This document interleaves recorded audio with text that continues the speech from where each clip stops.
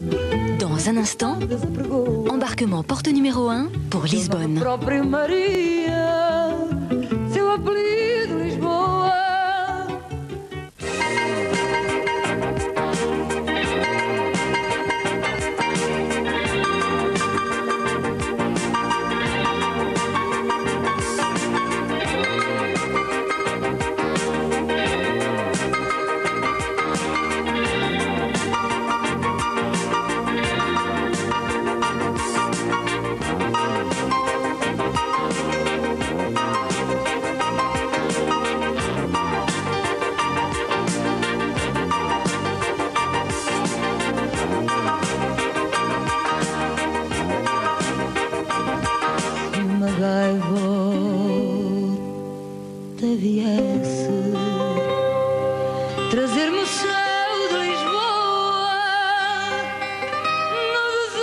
Étendue nonchalamment sur une rive du Tage, dont l'estuaire prend ici les allures d'une véritable mer intérieure, la fameuse mer de paille, Lisbonne offre aux voyageurs sa lumière et ses mystères.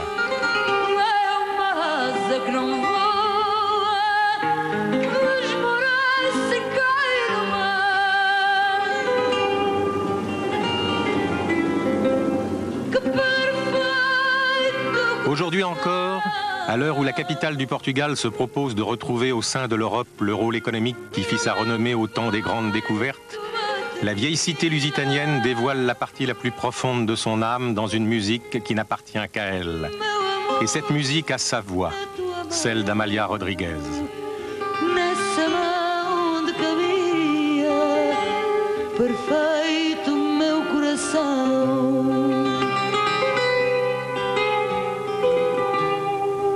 Se português marinheiro dos 7 mares andarilho fosse quem sabe primeiro. Le fado, c'est une chose, c'est un genre de mystère. C'est pas comme Dieu qui est un mystère qu'on ne comprendrait pas. C'est comme le fado. Le fado, et que Dieu pardonne parce que je suis catholique, je sais pas, et Dieu c'est beaucoup plus fort que le fado. Mais le fado, chacun de nous, il est très très fort aussi. Il est très fort. Parce que chaque Portugais, il chante le fado comme il peut. Mais parfois, il ne chante pas le fado, parce que le fado, c'est pas ça. Le fado, il faut l'avoir dans soi-même. Il y a beaucoup de choses qui se racontent dans le fado, parce que ça dépend de qui fait le poème, la musique, ça change.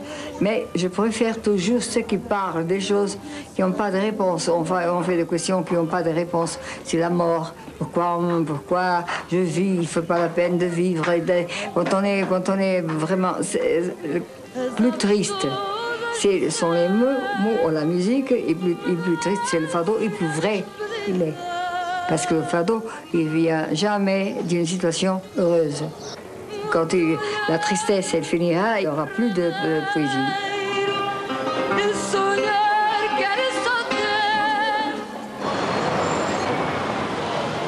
Depuis le Moyen-Âge, le cœur de Lisbonne bat sur cette place. Le Rossio a servi de décor aux autodafés et aux fêtes populaires.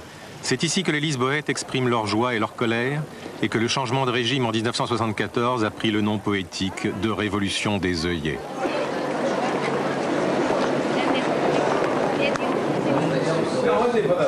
Nous sommes dans un des restaurants les plus emblématiques de Lisbonne, de Gambrinus, où je viens chaque jour, pas ici, mais dans le comptoir.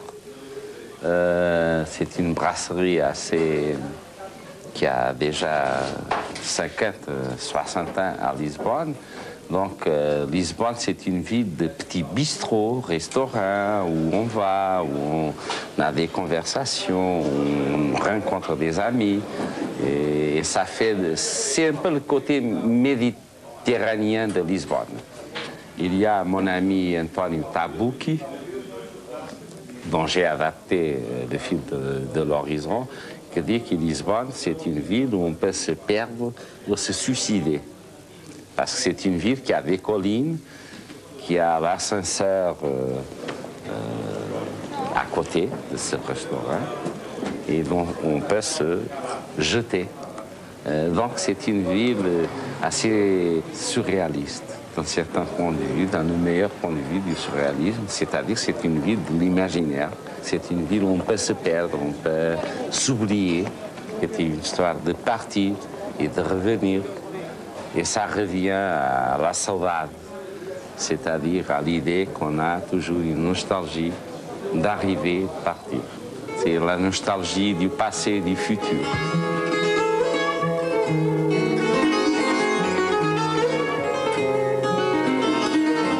Fado, saudade, tour moyenâgeuse du château Saint-Georges, Lisbonne ne serait-elle pas une ville rêvée? Une ville de l'autre côté du miroir, habitée par des fantômes. Ainsi avons-nous cherché à rencontrer des personnages bien réels pour accompagner notre marche à travers ces labyrinthes.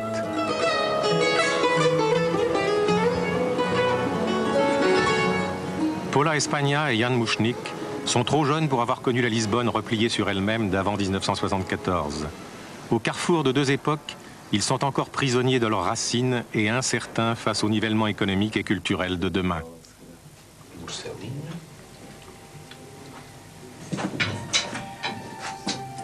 Ils nous proposent tout d'abord de participer à une soirée familiale chez le père de Paula, un professeur d'université. L'occasion de saisir l'ambiance quotidienne dans laquelle évoluent les classes moyennes lisboètes. Chez le professeur Antonio Manuel Espagna, il y a bien sûr une bibliothèque plus fournie que dans la plupart des autres foyers. La conversation et le débat d'idées prennent souvent la première place. Mais ici comme ailleurs, l'écran de télévision diffuse la novella brésilienne qui passionne des millions de téléspectateurs, toutes classes confondues.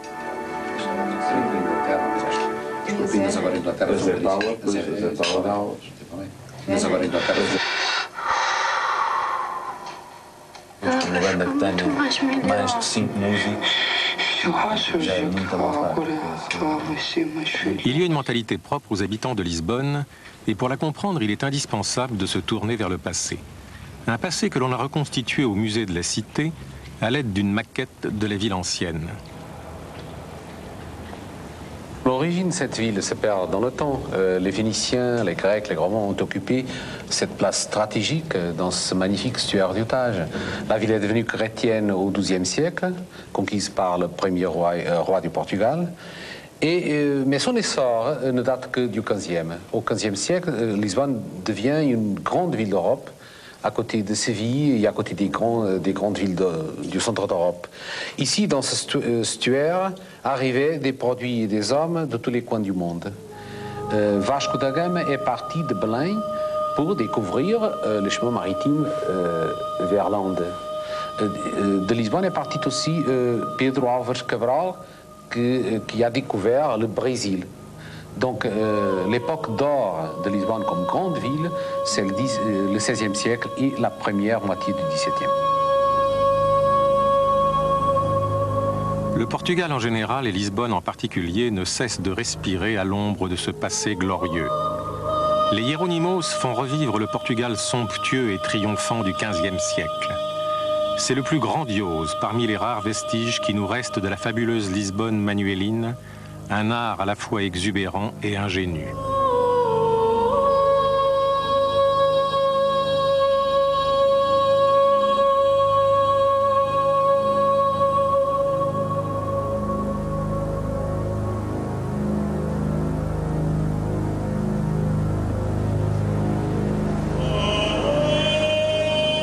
Le cloître du couvent, poème de Pierre, éternise l'âge d'or de la civilisation portugaise. Mais quelles que soient les vicissitudes de l'histoire, Lisbonne n'a jamais cessé de jouer son rôle de carrefour des civilisations, et la directrice de l'Institut portugais des musées peut s'enorgueillir de la richesse de ses collections.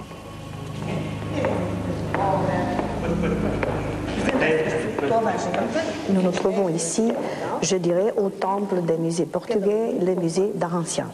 Nous sommes devant une œuvre paradigmatique de l'histoire et l'histoire de l'art européenne, je dirais, et qui représente, je dirais que c'est une synthèse de ce que pourrait avoir été la société et la cour portugaise au moment des découvertes.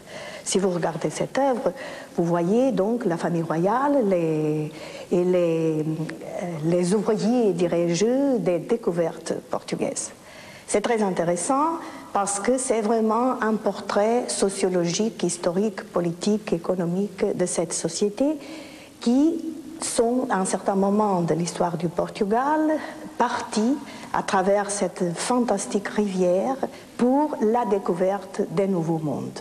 Et en même temps, ils ont amené en Europe ces nouveaux mondes, ces nouveaux modèles, l'exotisme que nous trouvons un peu partout dans l'art européen.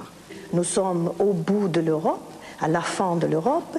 En termes d'agriculture, le pays n'était pas assez riche pour pouvoir alimenter sa population, et donc c'était une nécessité de trouver de nouveaux endroits et de nouvelles possibilités de survie. Et donc, d'un côté, les découvertes sont aussi motivées par des raisons stratégiques et motivées aussi par des raisons économiques et géopolitiques, dirais-je. Aujourd'hui, c'en est fini des caravelles et des galions, et même des grands transatlantiques de l'époque coloniale.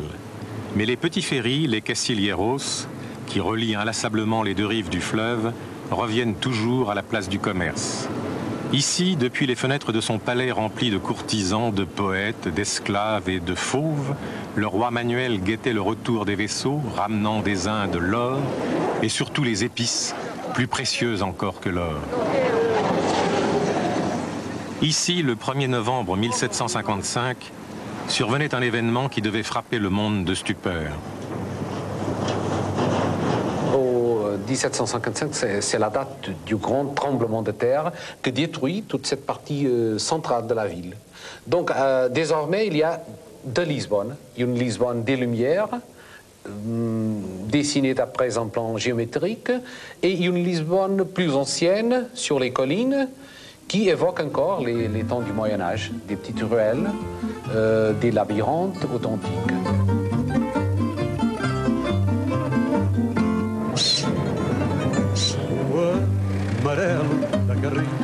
Bâtie sur cette colline, comme Rome, Lisbonne a aussi bien résisté aux secousses du tremblement de terre qu'à la volonté organisatrice de ses bâtisseurs.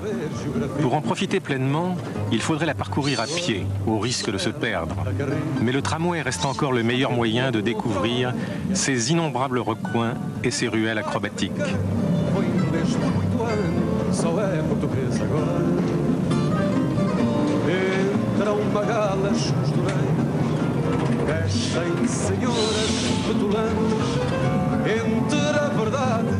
Os beliscos e as peneiras, fica tudo como dantes.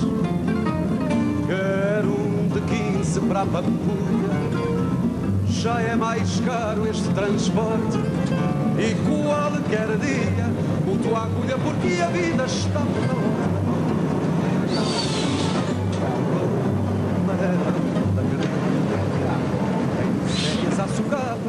Je m'aperçois que je n'ai jamais photographié une chose qui a été absolument fondamentale dans ma vie. Ce sont les tramways de Lisbonne. Très rapidement, je me suis aperçu que je n'avais pas le temps, personne n'a le temps de tout photographier, et il fallait que je fasse des choix. Et comme à cette époque-là, nous vivions dans une Lisbonne, capitale d'un pays qui était soumis à un régime politique autoritaire et oppressif, il m'a semblé que, en tant que photographe, je me devais, en quelque sorte, d'être le témoin de ce qui se passait autour de moi. Non pas comme le fruit d'une idéologie ou d'une opposition quelconque, mais d'être témoin. Lisbonne change beaucoup. Ce qui était pour moi le portrait d'une réalité, maintenant, c'est la recherche d'une nostalgie. Il y a néanmoins, même dans Lisbonne encore, quelques endroits où on sent une authenticité. Ils sont, à mon avis, en voie d'extinction.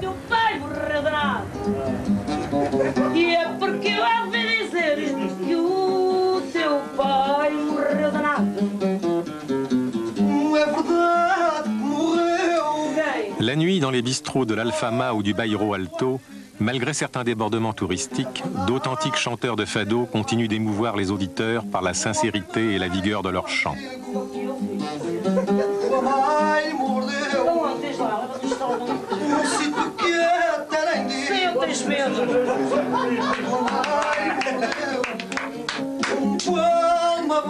deixa de lá. A minha tinha dito se gostava de ouvir. Não, sua mão.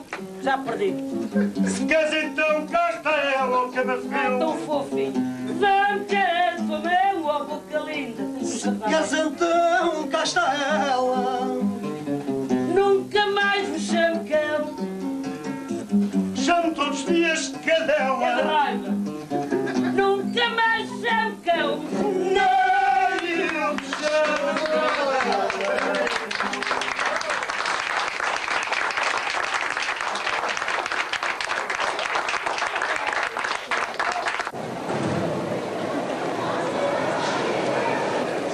Il arrive à certains de ne pas se coucher et de débouler dès l'aube au marché couvert de la Ribera. Le marché reste, comme dans toutes les villes, le lieu où la population laisse tomber les masques. À Lisbonne, l'abondance des épices prend des résonances particulières. Les produits locaux nous renseignent sur les habitudes alimentaires des habitants.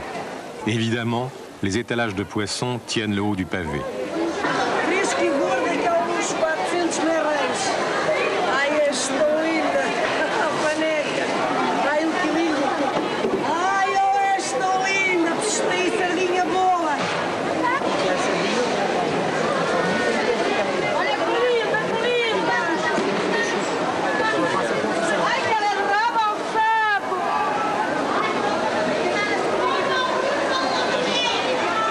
Ce qui demeure et colore toute la vie quotidienne des habitants de Lisbonne, c'est vraiment le métissage et le cosmopolitisme.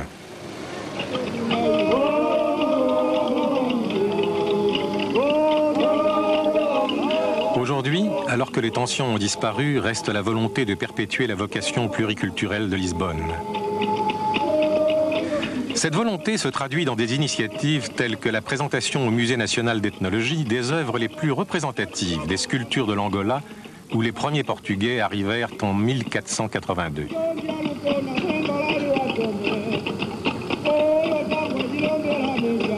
C'est la première fois qu'il se fait la réunion d'un ensemble de pièces qui est représentative des différentes cultures et ethnies d'un pays, des actuels pays d'Afrique, dans ce cas l'Angola. Et il me paraît particulièrement important parce que ce genre d'objet il a été aussi au départ des mouvements modernistes de l'art en Europe et nous pose des problèmes aujourd'hui même. Je crois que c'est un exemple des dimensions universalisantes d'une culture, c'est-à-dire un pays petit sur l'Atlantique qui a parcouru le monde, qui s'est placé en Afrique comme ailleurs. Finalement, quand il est retourné chez lui, il produit un discours beaucoup plus universel, beaucoup plus planétaire. Quand on s'interroge sur qu'est-ce qu'on est, c'est toujours à partir de la question qu'est-ce que c'est l'autre, où est l'autre. Sinon, on n'arrive pas à se situer soi-même.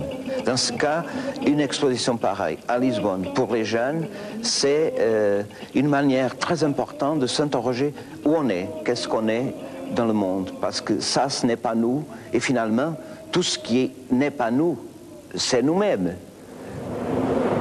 Le pont du 25 avril, baptisé ainsi pour célébrer la révolution des œillets de 1974, franchit fièrement le Tage, reliant la ville à l'autre rive du fleuve.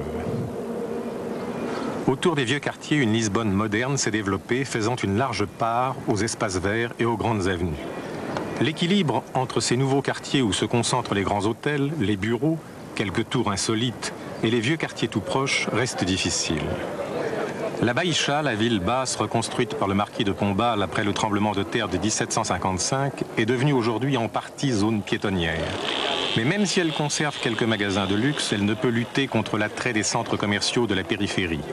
Le temps du marquis de Pombal est bien loin, mais rien n'interdit d'aller rêver au siècle des Lumières sous les lambris dorés du musée des carrosses.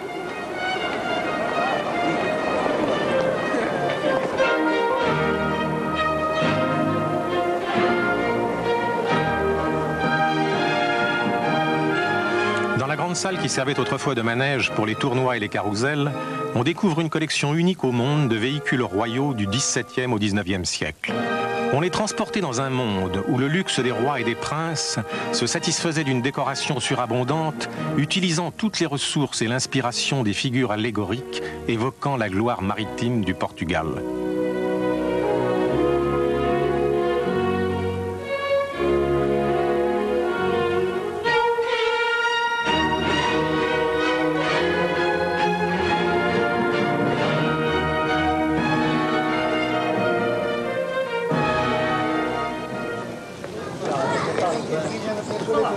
Cette cohabitation permanente du passé et du présent que Paula et Yann ont voulu nous montrer se retrouve sur le campo de Santa Clara, où se déroule chaque mardi et chaque samedi la Feira da Ladra, la foire de la voleuse, le marché aux puces lisboète.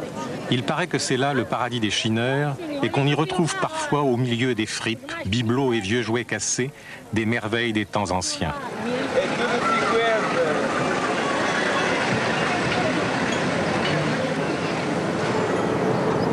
Les quartiers de Lisbonne s'entrelacent dans des limites imprécises, posant aux architectes de nombreuses questions qui ne trouvent pas toujours de réponse.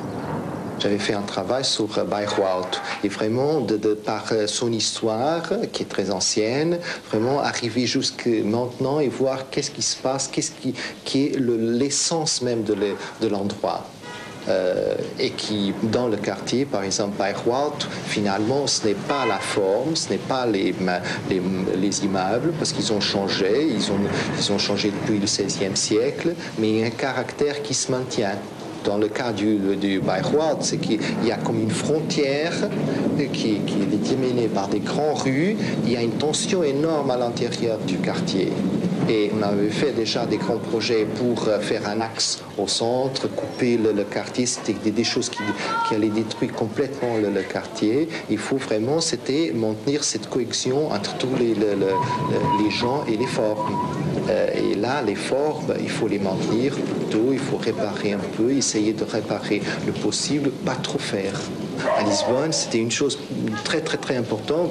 Par exemple, ici à Bairro Alto, c'est maintenir les gens. C'est les gens. C'était un rapport très étroit entre les gens et l'ambiance. Et Lisbonne, c'est plein de dans les formes, c'est quelque chose qui n'est pas très extérieur. Il n'y a pas de belles choses, il n'y a pas des grands monuments.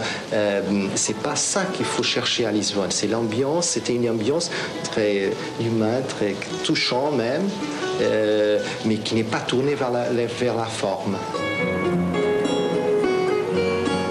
La prudence d'Helder Carita, cette crainte d'aller trop vite au risque de déshumaniser Lisbonne, de lui enlever son âme, est partagée par beaucoup de Portugais et même par des jeunes comme Paula et Yann.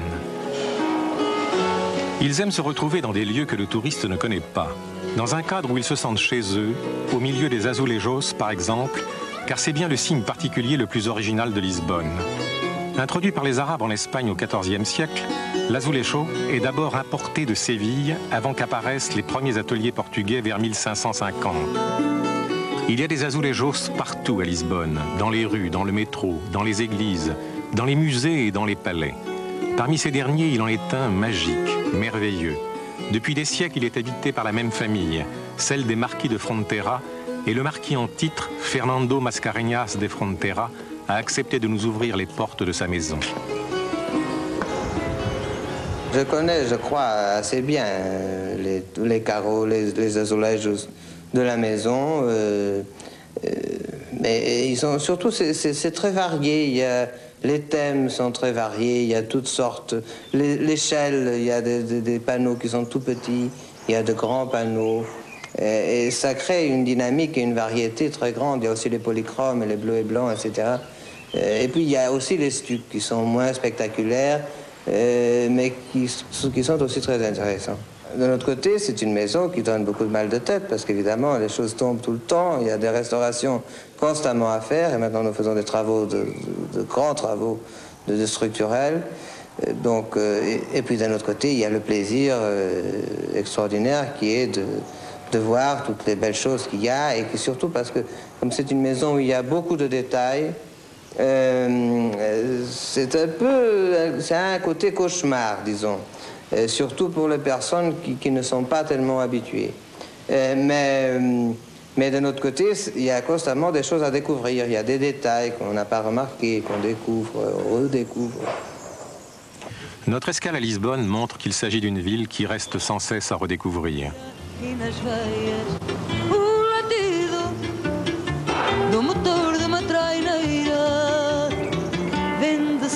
Il faut errer des heures, jour et nuit, même dans les endroits les plus banals à la façon de Fernando Pessoa, qui est à Lisbonne ce que James Joyce est à Dublin.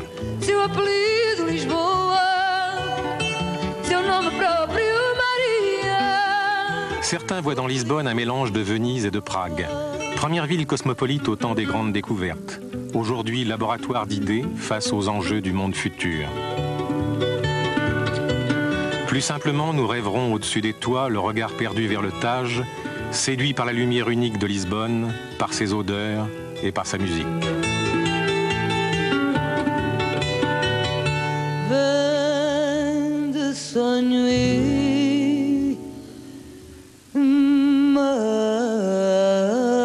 maresia, tempestades apregoa, seu nome próprio Maria, seu apelido Lisboa, seu nome próprio